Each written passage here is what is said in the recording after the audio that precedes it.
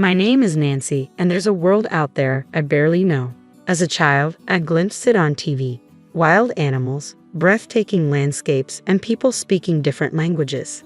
Driven by a desire to see this unknown world up close, I bravely studied abroad during my college years.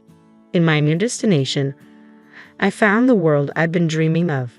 Despite the language barrier, I saw thriving communities, diverse creatures, and stunning vistas. I wanted others to experience this wonder too, so I got a job at a travel agency. I was in charge of tour planning, leveraging my study abroad experiences to handle everything from site inspections to negotiations. It was a whirlwind life, but I managed to balance it well with my personal life. I married Daniel, a colleague, and found a rhythm between work and family. However, a problem arose with my mother-in-law, Barbara, a housewife herself. Barbara believed women should stay home after marriage. While I didn't deny her viewpoint, I found it outdated and told her so. She retorted, "Isn't it a woman's job to support her husband? Do you have a problem with that?" I disagreed, but ultimately, Barbara didn't understand. To avoid conflict, I suggested to Daniel that we buy a house. He readily agreed, and we moved into our own place. But Barbara's visits increased. Every weekend, she would come over, often making noise with Daniel. She never took care of her own husband, Anthony. I wanted to point out the contradiction in her beliefs, but I held my tongue to avoid a fight. One weekend, amidst her usual commotion, Barbara mentioned, "I'm going on a trip next week. Please be careful." Surprised, I asked, "What are you saying, Barbara?" "Nancy, you're coming too," she insisted. "But it's so sudden," I protested. "I have work." "It's a family trip. Aren't in-laws family to you?" she challenged. "That's not what I mean," I stammered. "Then make it happen," she commanded. Seeing me troubled, Barbara booked the hotel and said in a condescending tone, "I forgot to mention, it's London. You've always bragged about working at a travel agency, right?" "I'm not bragging," I replied. "So you can handle it, right?" she pressed. Reluctantly, I agreed to the trip to London. When I studied abroad, I made many contacts. It might be difficult for other countries or regions, but I thought I could manage London. "Okay, I'll try. I have the plane tickets, so just book the hotel." "Ah, you booked the flight, but not the hotel?" I asked. Barbara grinned. "I got the tickets. I exchanged my card miles for first-class tickets." Judging by her joy, it seemed true. Then I noticed piles of branded goods on the sofa. Understanding dawned on me. Hearing first class, Daniel leaned in. "First class? Seriously, Mom?" "Yes, it's a first-class trip abroad," Barbara confirmed. "Awesome. We will leave at 9:30 p.m., so you can work till the last minute," she added, still grinning. It felt odd, but there was no point in lying about the trip. I had to book the hotel properly or she would complain. But finding a hotel on such short notice wouldn't be easy.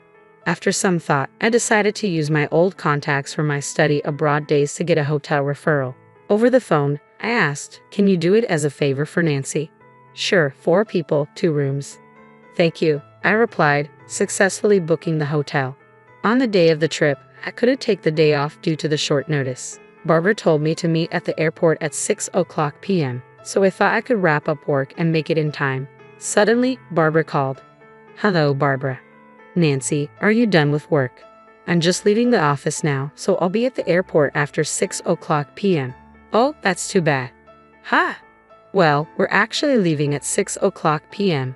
"No way." I hurried back to my desk and searched the flight schedule on my computer. There was a 9:30 p.m. flight to London, but also a flight leaving just after 6:00 p.m. Could it be this flight? "Yes, so the family is going without you," Barbara confirmed. "If you leave me behind, what about Anthony? You're supposed to be sick." I was furious. How could she plan so thoroughly to exclude me? It was unforgivable, but showing my frustration would play into Barbara's hands. I had to hide my feelings, even if it meant putting on a brave face. I clenched my teeth and said to Barbara, "I'm the one who booked the hotel, so Daniel knows the name. You can't do anything now." I could hear Barbara laughing on the other end. Annoyed, I said, "Go without me then." "That's better. We don't need a useless wife like you." "Useless? What do you mean?" "Don't you know, you neglect housework for your job. Daniel is complaining." True, I was busy with work, but I had never slacked off on housework. Why would Daniel complain? "Can I speak to him?" "Sure." "Nancy wants to talk," Barbara's mocking voice was followed by Daniel's. Hello, what's up, Nancy? Daniel, what do you mean you're complaining about me? Just that you're always at work and neglecting me. Neglect? I prepare meals, clean, and do laundry. But you think you're doing it all yourself, right? That's not true. Shouldn't you respect me more, listen to me, do things for me? Huh? I know a wife who supports her husband is valued. It's convenient for the husband, but that's not all there is to a marriage. I never badmouth you in public. I always praise you. But when it's just the two of us, we need to speak our minds. Otherwise, our relationship will fall apart, and I'll become nothing but a servant to you. Daniel kept complaining. So you think you can act all high and mighty because you earn more? Not at all. Anyway, that annoys me, and you're leaving me behind for that. Yeah, consider it stress relief. I'll bring you a souvenir, so don't worry. That's not the point. I was furious. Daniel was clearly taking me for granted. If that's how it is, I have my own plans. Fine, enjoy the trip. Will do. Daniel sounded happy as he hung up. I was livid. I couldn't stand the self-centered Daniel and Barbara. Enjoy your trip without me, but be prepared, even if you come back crying and apologizing.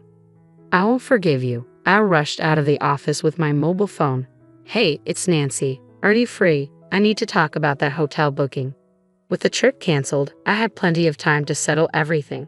Determined, I ran around handling various tasks. The next evening, exhausted, I got home, and the phone rang. Hello. Nancy, what were you thinking? It was Barbara, sounding quite angry. I knew the reason but pretended not to.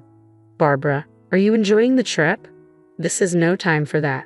We can't check into the hotel. Did you make the reservation? I canceled it because I wasn't going. Huh? What? Then where are we supposed to stay tonight? I don't know.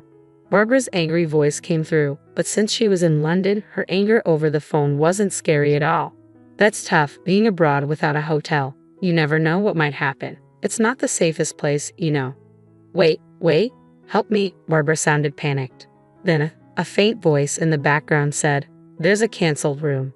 Anthony's negotiating for us to stay there. It was Daniel. Is that true, Daniel? I asked.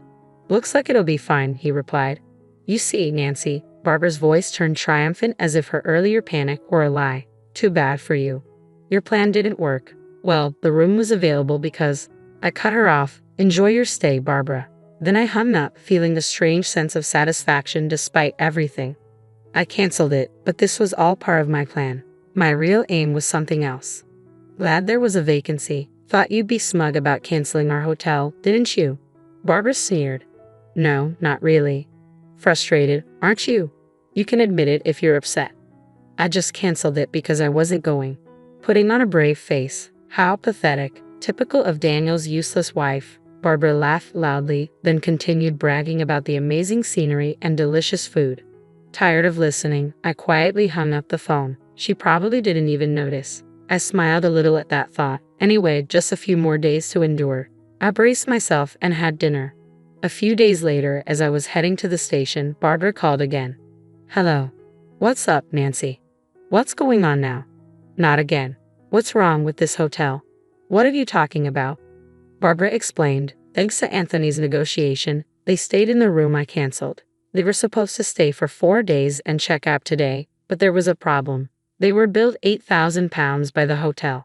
So what's the issue? It's £2,000 per night, right? That's about $2,500 per night. Ridiculous. It's for 2 rooms, right? So about $1,200 per room. You told Daniel it was $300 per room per night. Yes, I did, so it should be $600 for 2 rooms. Why is it 4 times more? I was astonished. They stayed without even checking the room rates. Well, I anticipated this, I set it up accordingly. Barbara making a fuss on the phone must have been bothering others. I let out a small chuckle, enjoying the sweet taste of my small victory. I should calm her down. Hey, Nancy, you hear me? Barbara, can you be a bit quieter? Why did you lie? She's good at accusing others without reflecting on herself. Exasperated, I began to explain to Barbara. The $300 rate was because I made the reservation. Huh? So, because it was last minute, I asked a friend who runs a hotel. A friend of yours? Yes, their hotel offers rooms for around $600 for 2 people. Then why $11,200? That's the rate for a really nice room. My friend did me a favor. A favor. There were no other vacancies, so they arranged a nicer room. So, is this the regular price? Barbara sounded flustered. When I heard from Barbara, there was no time left for the trip, so I told my friend any available room would do. The only vacancy was an expensive suite. My friend kindly gave a discount. Barbara left me behind without asking, so I immediately told my friend the situation and got the room canceled. But I couldn't just leave Barbara and the others without a hotel, so I asked to accommodate them at the regular price if they came. I knew Barbara, having heard about the hotel from Daniel, wouldn't check the price, and I was right. Come on, you should have said that. Yelling won't help. Please make sure to pay. We're not paying. Nancy, you pay. But if you don't pay, you'll be arrested. Arrested? Of course. Troubles abroad can be messy. Are you okay with that? Barbara seemed at a loss for words. As I was about to hang up, thinking I had won, Barbara shouted, "Don't mess with me. You'll regret this when I get back." That's fine, but we're strangers now, right? Huh? Why? Well, you said it was a family trip, so since I'm not there, I'm not family, right? That's different. Before she could finish, Anthony's voice came from the phone. What's all this yelling about?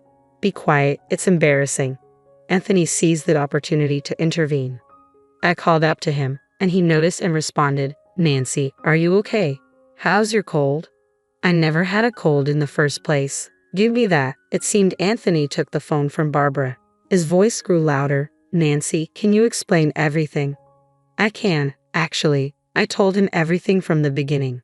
His voice gradually lowered. I see. So that's why you didn't come. I'm sorry. I wanted to go. No, Nancy, you're not at fault. It's Barbara and Daniel. From afar, I heard a whimper. Barbara and Daniel seemed frightened by Anthony's anger. Realizing this, an idea came to me.